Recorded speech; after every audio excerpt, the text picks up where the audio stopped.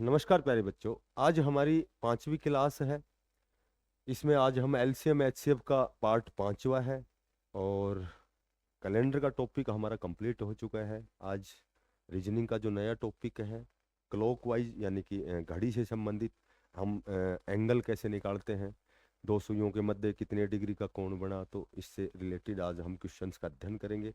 और आज लिपि स्वरूप यानी कि लिपियों के बारे में, हमारे देश में कितनी लिपियां हैं, हमारी हिंदी भाषा की कौन सी लिपि है, तो इसका थोड़ा सा हम विस्तृत अध्ययन करेंगे।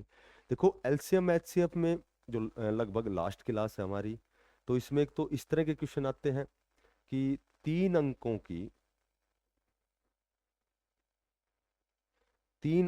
की बड़ी से बड़ी संख्या, तीन अंकों की बड़ी से बड़ी संख्या, तीन अंकों की बड़ी से बड़ी संख्या जिसमें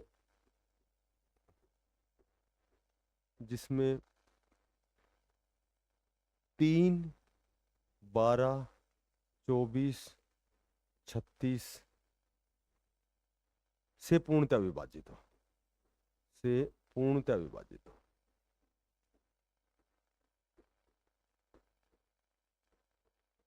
से पूर्णतः विभाजित हो। देखो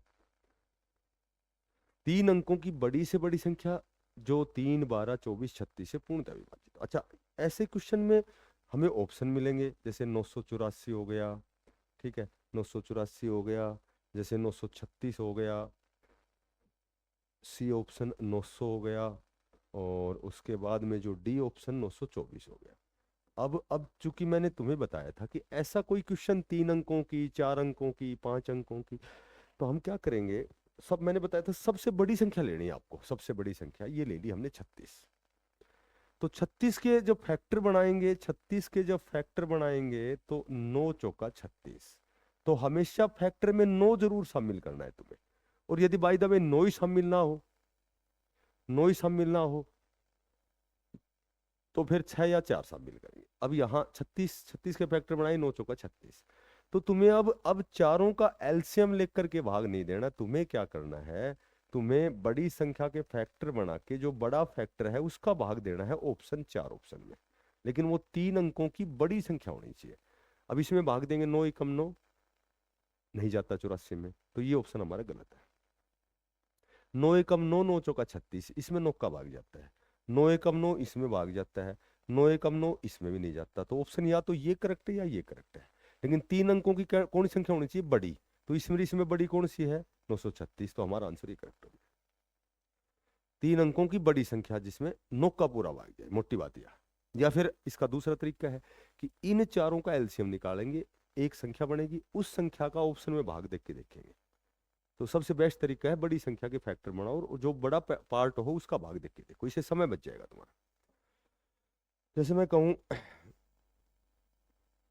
दो संख्याएं हैं, दो संख्याएं हैं, दो संख्याओं का रेशियो दिया गया है, दो संख्याओं का रेशियो दिया गया है कि 2:3।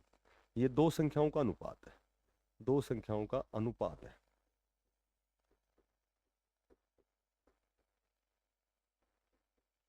दो संख्याओं का अनुपात दिया है 2:3। अच्छा जी, अब दो संख्याओं का अनुपात दिया गया है और एचसीएफ और एलसीएम दिया गया है। एचसीएफ दिया गया है और एलसीएम दिया गया है। एचसीएफ और एलसीएम दिया गया है 21, 21 और 126 दिया गया है, ठीक है। एचसीएफ एलसीएम दिया गया है, तो संख्याओं का अंतर बताना है, दोनों संख्याओं का अंतर बताना है। अब देखो मैंने, अब ये 5वीं क्लास है, पिछली 4 क्लासों में लगभग हमने सारी टॉपिक्स का जो भी जितने प्रकार के टाइप थे उन टाइप्स का अध्ययन कर लिया है। मैंने बताया था कि पहली संख्या गुणा दूसरी संख्या ये बराबर होती है एचसीएफ गुणा एलसीएम के, ये तरीका मैंने बताया था। मैंने ये बताया था कि एलसीएम में एचसीएफ का भाग जरूर जाता है। मैंने ये तरीका बताया था कि यदि रेशियो दिया गया है, रेशियो दिया गया है और महत्तम दिया गया है, तो संख्या बनाने के लिए कैसे क्या करते हैं, हम गुणा करते हैं। तो 21 को 2 से गुणा करोगे तो क्या आएगा, 21 दूनी एक संख्या 42 आ गई। 21 को 3 से करोगे एक संख्या क्या आ गई, 63 आ गई। दो संख्याओं का क्या पूछा है, दो संख्याओं का क्या पूछा है, अंतर पूछा है। तो दो संख्याओं, दोनों संख्या हमने निकाल दी है, तो दोनों का अंतर क्या आ जाएगा, 21, ये हमारा आंसर आ जाएगा। एक दूसरा तरीका मैंने बताया था कि यदि एलसीएम दिया गया है और अनुपात दिया गया है तो भाग देते हैं। 126 में 2 का भाग दोगे तो 63 आएगा, 126 में 3 का भाग दोगे 42 आएगा। तो इससे निकाल लो, चाहिए इससे निकाल लो। दोनों संख्याओं का अंतर पूछा है, हम करेंगे। दो संख्याओं का योग दिया गया है,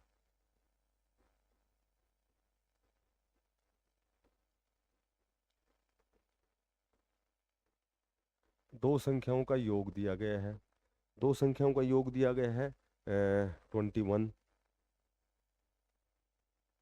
ठीक है, दो संख्याओं का योग दिया गया है 21। ठीक है, एचसीएफ दिया गया है और हमें एलसीएम दिया गया है। एचसीएफ हमें दिया है 7 और एलसीएम दिया है 14। ठीक है, अब ये कह रहा है कि इनके इनवर्स एड व्युत्क्रमों का योग, व्युत्क्रमों का योग यानी कि उल्टे का योग, विपरीत का योग, ये बताना है। यानी कि संख्या होंगी तो दोनों को, जैसे मैं कहूँ कि 3 और 4 के व्युत्क्रमों का योग क्या होगा, तो 3 का व्युत्क्रम हो गया 1/3, 4 का व्युत्क्रम हो गया 1/4, दोनों को जोड़ देंगे, ये व्युत्क्रमों को। अब चूंकि संख्या ही नहीं है हमारे पास, दोनों संख्याओं का योग है। एचसीएफ क्या दिया है 7, एलसीएम दिया है 14। मैंने बताया था यदि दो संख्याओं का अनुपात दिया है, यदि दो संख्याओं का अनुपात दिया है, एक संख्या का अनुपात ए है दूसरी का बी है, और महत्तम हमारे पास 7 है, तो संख्याएं क्या बन जाएंगी 7a, और दोनों दोनों संख्याओं का योग बराबर कितना दिया हमें 21। यानी कि ए और बी दोनों का जोड़ कितना आ गया हमारे पास, दोनों का जोड़ क्या आ गया 3 आ गया। कैसे आया ये 3, 7 कॉमन ले लिया, 7 अपोन में आ गया, 7 21। ठीक है, अब ये कह रहा है कि एलसीएम है 14, एलसीएम क्या है 14। अब देखो, अब एलसीएम यदि 14 है और एचसीएफ 7 है और दोनों संख्याओं का योग 21 है, तो हमें यह भी तो पता है कि दोनों संख्याओं का जो गुणनफल होता है 7a और 7b है, ये बराबर 7a और 7b, यानी दोनों संख्याओं का गुणनफल महत्तम और लघुत्तम के गुणनफल के बराबर होता है। महत्तम क्या है 7, लघुत्तम क्या है 14, संख्या क्या है, एक 7 है एक 7b है, तो दोनों का गुणनफल इसके बराबर ही होता है। अब ए बी निकालोगे तो बराबर 7 गुणा 14, और ये 7 और 7 दो बार है, दोनों बार ये नीचे आ जाएंगे। ठीक है, तो 7 से 7 कैंसिल, 7 दूनी 14। तो दोनों दोनों संख्याओं का जब हम रेशियो करते हैं तो रेशियो का गुणनफल तो 2 आता है और योगफल 3 आता है। इसका मतलब एक तो क्या है 2, एक क्या है 1, गुणा करोगे तो 2 एकम 2 और 2 और 1 3। तो सीधी सी बात है कि ए का मान 2 आ गया, बी का मान 1 आ गया, तो 7 को 2 से गुणा करोगे तो 7 दूनी 14, एक संख्या आ गई। 7 को बी को वैल्यू क्या है 1, 7 को बी से यानी कि 1 से गुणा करोगे तो 7, दोनों संख्या हमने निकाल दी।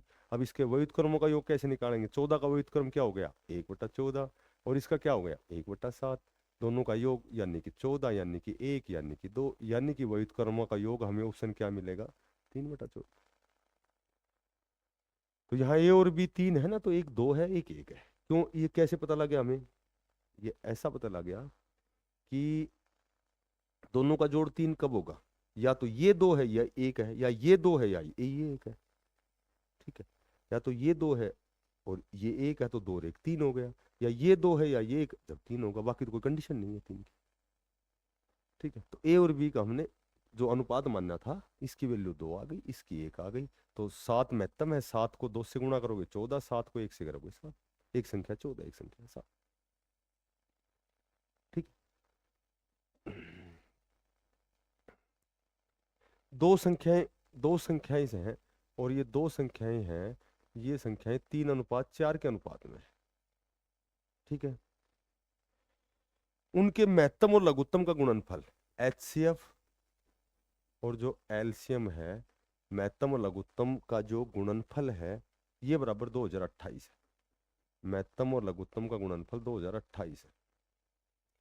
अच्छा जी, संख्याओं का योगफल क्या है, संख्याओं का योगफल बताना है, संख्याओं का हमें बताना है योगफल। अब सुनो, संख्याओं का योगफल बताना है, अनुपात दे दिया दोनों का, एलसीएम एचसीएफ का गुणनफल। अच्छा अनुपात दे दिया, देखो अनुपात दे दिया, अनुपात दे दिया दो संख्याओं का, तो एक संख्या तो मैं मान लेता हूं 3x और एक संख्या मान लेता हूं 4x। भाई एक बात बताओ, रेशियो दिया है तो संख्याएं बनाएंगे तो महत्तम से गुणा करेंगे। महत्तम हमारे पास है नहीं तो हम महत्तम x मान लेते हैं। ठीक है, तो महत्तम हमने, अब देखो इन दोनों का महत्तम क्या आएगा, एक संख्या 3x है और एक संख्या 4x है, तो महत्तम क्या आएगा इनका, एचसीएफ क्या आएगा बताओ। एचसीएफ तो कॉमन होता है दोनों में, और दोनों में कॉमन क्या है, x। ठीक है, अच्छा एलसीएम, एलसीएम क्या होता है, 12x कर दूं। देखो ये सही है गलत है, सही है, कैसे आया 12x, एक संख्या 3x है दूसरी 4x है, एक संख्या 3x है और दूसरी कितनी है 4x है, और उधर क्या होता है महत्तम गुणा लघुत्तम। महत्तम कितना निकाल लिया तुमने x, लघुत्तम निकालोगे तो x कहाँ जाएगा, नीचे, नीचे आ जाएगा, x से x कैंसिल तो 12x ही तो आ गया। ये एलसीएम आ गया। अब ये कह रहा है कि दोनों एचसीएफ और एलसीएम का गुणनफल दे रखे हैं। एचसीएफ हमारा क्या निकल गया x, एलसीएम क्या निकल गया 12x। ठीक है, और दोनों का जो गुणनफल है ये बराबर कितना दिया गया है 2028। 12x को x की पावर 1 से गुणा करेंगे तो क्या आ जाएगा, x की पावर 1 और 1 गुणा में घात जुड़ जाती है, बराबर कितनी आ गई 2028 आ गया। एक्स स्क्वायर निकालेंगे तो ये जो 12 है ये यहाँ अपोन में आ जाएगा यहाँ, तो 12 एकम 12, 8 12 छिक 72, 10 12 निम 108, एक्स स्क्वायर 169, एक्स निकालेंगे तो ये जो स्क्वायर है ये स्क्वायर रूट में जाएगी, तो एक्स की वैल्यू क्या आ गई हमारी 13 आ गई। एक्स की वैल्यू निकालनी थी हमें, क्योंकि एक संख्या 3x है एक संख्या 4x है, एक्स की वैल्यू क्या निकाल दी 13, तो ये गुणा में आपस में, तो 13 तिया 39, एक संख्या आ गई 39, दूसरी 13 चौका 52, दोनों का योग पूछा है, इसको दोनों संख्याओं का योग करेंगे तो हमारा ऑप्शन क्या मिलेंगे 91 मिलेगा, दोनों का योगफल ही पूछा है। फिर समझाऊं, आगे समझ में आ गया।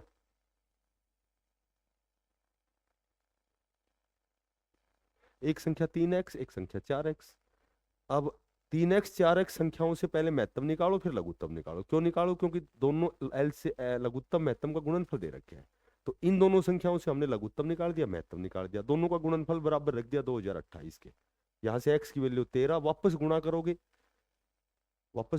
तो x ये गुणा में आपस में, तो x की वैल्यू जो हमने 13 निकाली, 13 तिया 39, एक संख्या 13 चौका 52, दूसरी, दोनों का योग बराबर 90। ठीक है, देखो एक घड़ी है, समझना इसको, एक घड़ी है, यहाँ 12 बज गए, यहाँ 6 बज गए, यहाँ 1 बज गया, यहाँ 2 बज गया, यहाँ 3, यहाँ 4, यहाँ 5, यहाँ 7, यहाँ 8, यहाँ 9, यहाँ 10 और यहाँ 11। देखो एक घड़ी में मैं कहूँ कि 3 बज रहे हैं, एक घड़ी में बज गए 3, एक घड़ी में 3 बजे, समझना इसको। सबसे पहले तो लिखो घंटे की सुई को छोटी सुई कहा जाता है और मिनट की सुई को बड़ी सुई कहा जाता है।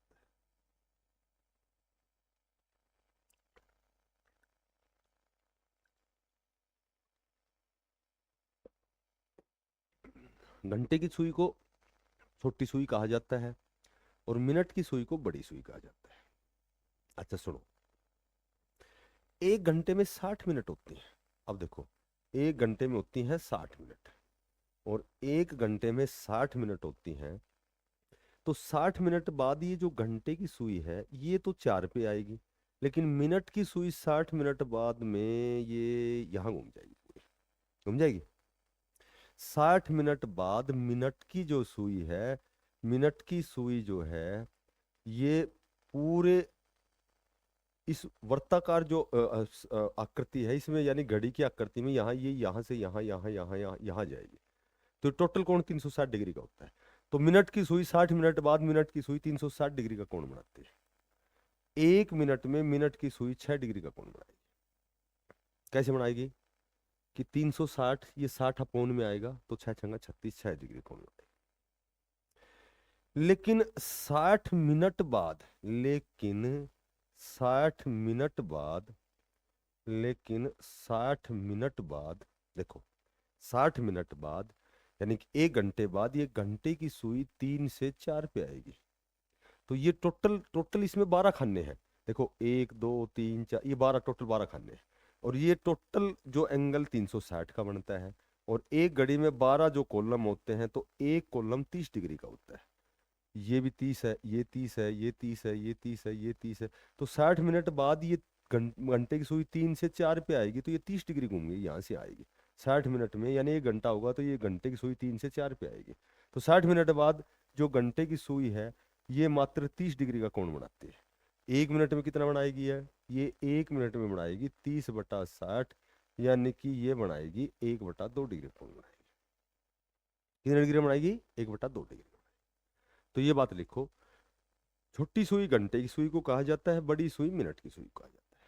मिनट की सुई 1 मिनट में 6 डिग्री का बनाती है, घंटे की सुई 1 मिनट में 1/2 डिग्री का बनाती है। अब मैं कहूँ कि एक घड़ी है, देखो एक घड़ी है, यहाँ 3 बज गए, यहाँ 4 बज गए, यहाँ 5 और ये 6 बज गए। मैं कहूँ कि 3:30 पे, मैं कहूँ कि 3:30 पर दोनों सुइयों के जो मध्य है, दोनों सुइयों के मध्य कितने डिग्री का कोण बनेगा? कितने डिग्री का कोण बनेगा? 3:30 पे।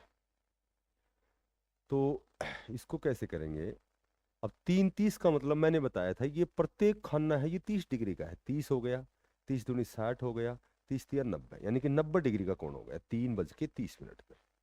बट 3:30 का मतलब है कि घंटे की सुई 3 और 4 के बीच में आ जाएगी, आ जाएगी ना। तो ये जो घंटे की सुई 3 की बजाय ये 3 और 4 के बीच में आई है, तो ये यहां से यहां आने में ये कितने डिग्री कम हो जाएगा 90 से?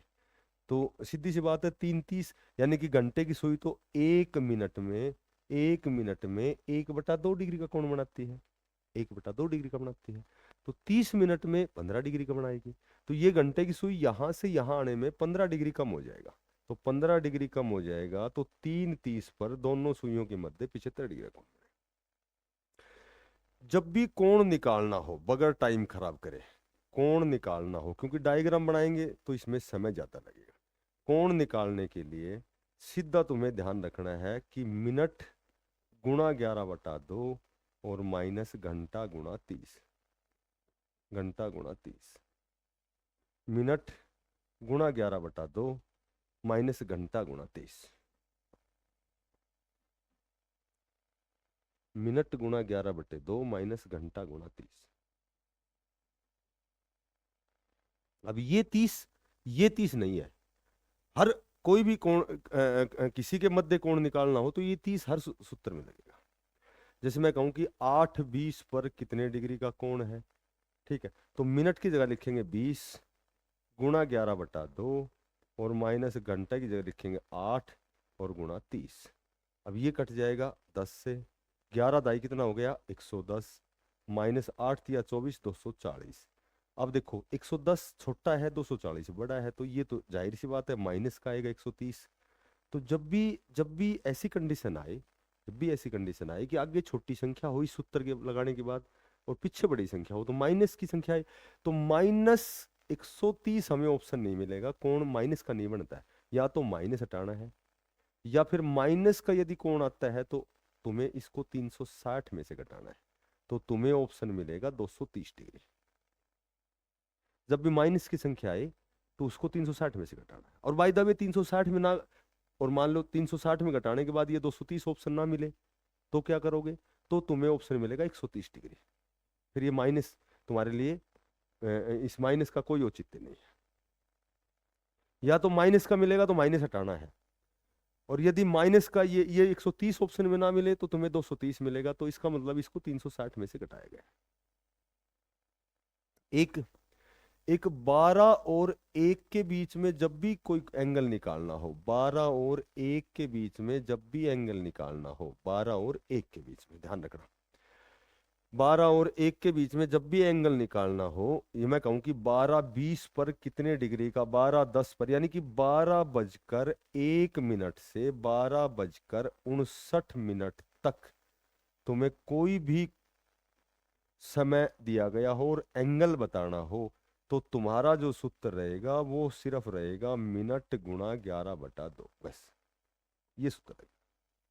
मैं कहूं कि 12:20 पे कितने डिग्री का बनेगा, तो चूंकि इससे भी गलत नहीं आएगा, पर वो माइनस की संख्या आएगी, बार बार 360 में से घटाना पड़ेगा।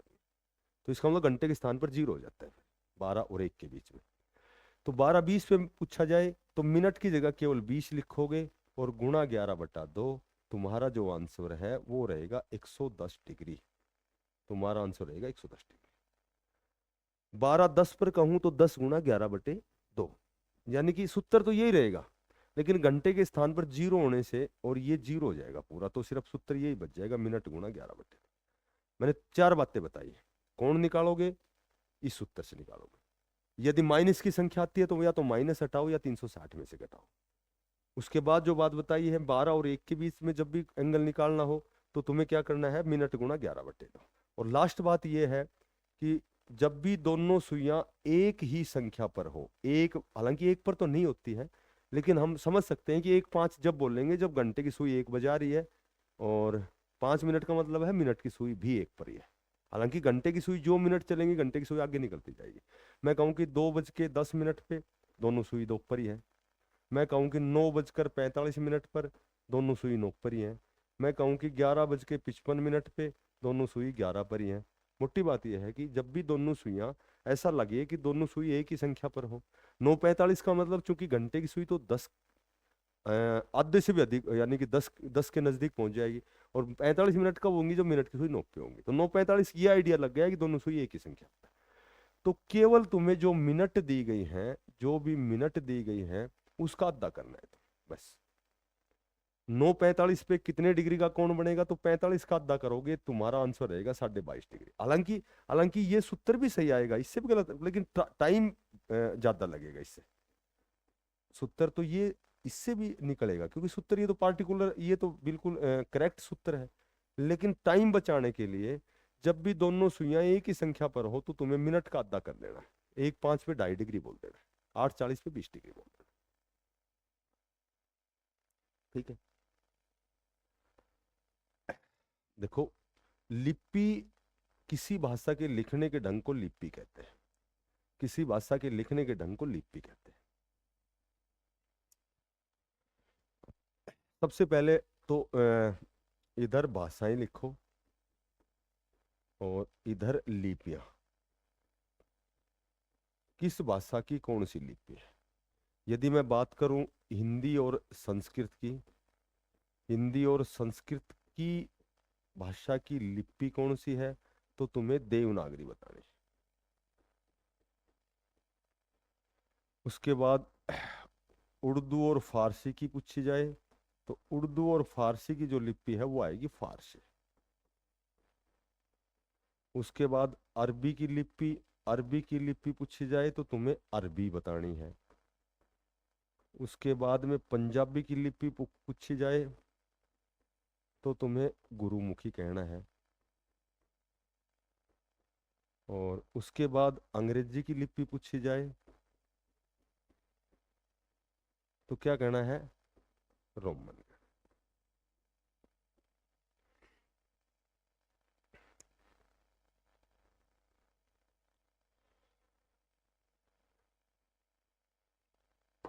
देखो, इसमें जो सबसे बढ़िया क्वेश्चन आता है, देवनागरी लिपि का विकास कौन सी लिपि से हुआ? देवनागरी लिपि का जो विकास हुआ है वो कौन सी लिपि से हुआ है? तो तुम्हें कहना देवनागरी लिपि का विकास ब्राह्मी लिपि से हुआ है। ब्राह्मी लिपि से हुआ है। देवनागरी लिपि का विकास कौन सी लिपि से हुआ? तो तुम्हें क्या कहना है? ब्राह्मी लिपि से हुआ। एक बात, क्या हो गया?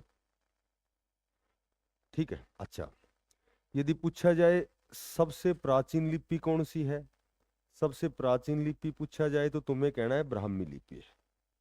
सबसे प्राचीन लिपि तो तुम्हें कहना है ब्राह्मी लिपि है। सबसे प्राचीन लिपि कौन सी है तो तुम्हें कहना है ब्राह्मी लिपि। ओ, ठीक है। अच्छा, यदि पूछा जाए ब्राह्मी लिपि किस समय अवतरित हुई तो तुम्हें लोह युग कहना है, लोह युग के समय।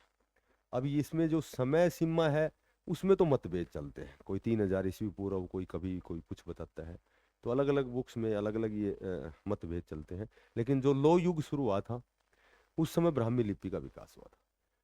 अच्छा, अब यहाँ देवनागरी लिपि की बात करूं तो देवनागरी लिपि में टोटल 48 वर्ण थे। टोटल वर्ण कितने थे? 48 वर्ण थे, जिसमें 34, 10 तो क्या थे? स्वर थे। उसके बाद 34 क्या थे? व्यंजन थे, जो देवनागरी लिपि थी। और उसमें 4 क्या थे? 4 द्विवीय अर्थ। द्विवीय अर्थ का मतलब संयुक्त व्यंजन जिसको हम बोलते हैं। संयुक्त व्यंजन कौन से होते हैं? क्ष, त्र, ज्ञ, श्र, ये संयुक्त व्यंजन थे। जो क आधा और श पूरा, त आधा और र पूरा, ज आधा और य पूरा, और श्र में स आधा और र पूरा, ये 4 संयुक्त व्यंजन थे। देवनागरी लिपि की बात करें तो देवनागरी लिपि एकमात्र ऐसी लिपि है, एकमात्र संसार की एकमात्र वैज्ञानिक लिपि है। संसार की एकमात्र वैज्ञानिक लिपि कौन सी है? देवनागरी। साइंटिफिक जो लिपि है, एकमात्र वैज्ञानिक लिपि कौन सी है? तो तुम्हें कहना है देवनागरी। ठीक है। गुरुमुखी, गुरुमुखी का जनक, पंजाबी लिपि गुरुमुखी का जनक कौन है? गुरु अंगद है। एक यहाँ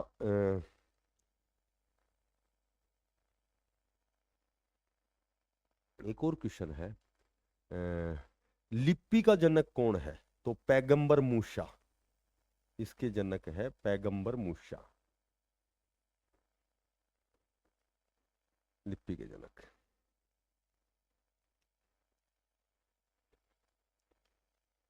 एक यहाँ एक छोटी सी बात और बच गई, एक लिपि है खरोष्ठी लिपि। तो जो खरोष्ठी लिपि है, खरोष्ठी लिपि है, ये उत्तर पश्चिम की लिपि है। उत्तर पश्चिम खरोष्ठी लिपि में सबसे कम 37 वर्ण हैं। इसके प्रतिपादक ऋषि खरोष्ठ,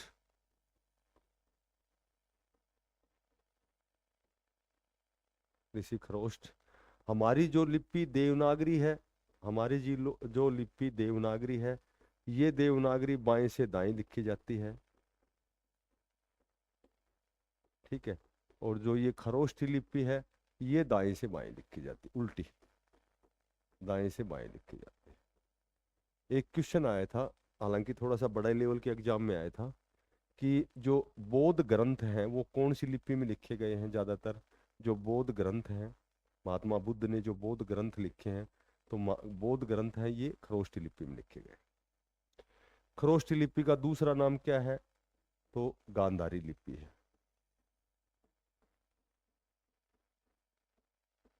गांधारी लिपि। खरोष्ठी लिपि, खरोष्ठी लिपि जो है इसमें स्वर नहीं है। एकमात्र लिपि खरोष्ठी है जिसमें स्वर नहीं है। इसका दूसरा नाम गांधारी लिपि है, इसमें स्वर नहीं है। उस उत्तर पश्चिमी क्षेत्र में बोली जाती है, यानी कि प्रयोग होता है इसका। सबसे कम 37 वर्ण है। ऋषि खरोष्ठ द्वारा ये प्रतिपादित है। खरोष्ठी, खर मानी गदा, ओष्ठ यानी कि गधे के ओठ के आकार की है। इसको दाएं से बाएं लिखा जाता है। ज्यादातर जो बौद्ध ग्रंथ हैं वो सारे खरोष्ठी लिपि में लिखे गए हैं। देवनागरी जो हमारी बाएं से दाएं लिखी जाती है, वो लिखी जाती है दाएं से बाएं। तो आज की हमारी क्लास यहीं समाप्त होती है। फिर मिलते हैं नई क्लास में। जो साथी नए हैं चैनल को जरूर सब्सक्राइब करें, इसको ज़्यादा से ज़्यादा शेयर करें। फिर मिलते हैं कल की नई क्लास में, तब तक के लिए बेस्ट ऑफ लक। धन्यवाद।